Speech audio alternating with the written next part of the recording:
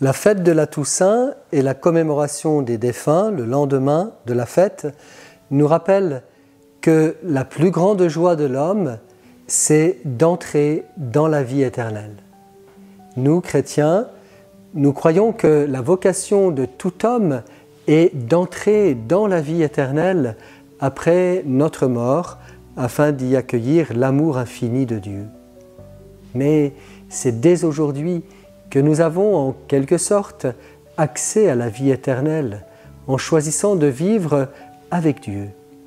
Il suffit de faire des petits actes d'amour envers Dieu et envers nos semblables pour entrer dans un tel mystère. C'est comme si une petite portion du bonheur du ciel venait habiter notre vie. C'est ce bonheur infini qu'ont vécu les saints et les saintes qui nous ont précédés. Il est normal que nous ressentions une certaine angoisse en pensant à la mort. Nous savons que nous ne pourrons pas y échapper. Cela peut sembler bien absurde. Comment se fait-il que tout ce que nous avons bâti, vécu, tout ce qui avait de la valeur puisse disparaître en un instant? Non, la mort ne détruit pas tout. Le Christ a vaincu la mort. Il est ressuscité. Il nous enseigne que l'amour que nous avons reçu et donné subsiste, car cet amour vient de lui.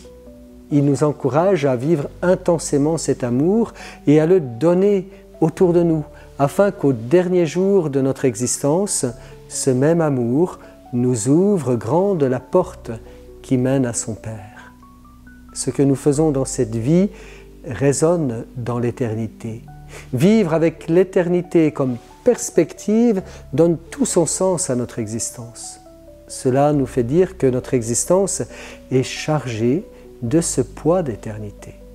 C'est aussi cela, l'espérance chrétienne, vivre en étant conscient de notre finitude, de notre fragilité, nous rend authentiquement libres. Nous pouvons vivre pleinement en sachant que c'est d'abord le regard de Dieu sur nous qui compte avant toute chose. Sans trop nous préoccuper du regard des autres sur nous-mêmes, nous pouvons faire ce pourquoi nous avons été créés, aimer à la manière du Christ. Voilà le grand bonheur qui comble notre vie. Et si nous ne nous sentons pas toujours à la hauteur d'un tel amour divin, regardons le premier saint canonisé par la bouche même de Jésus, le bon larron, crucifié à côté de Jésus.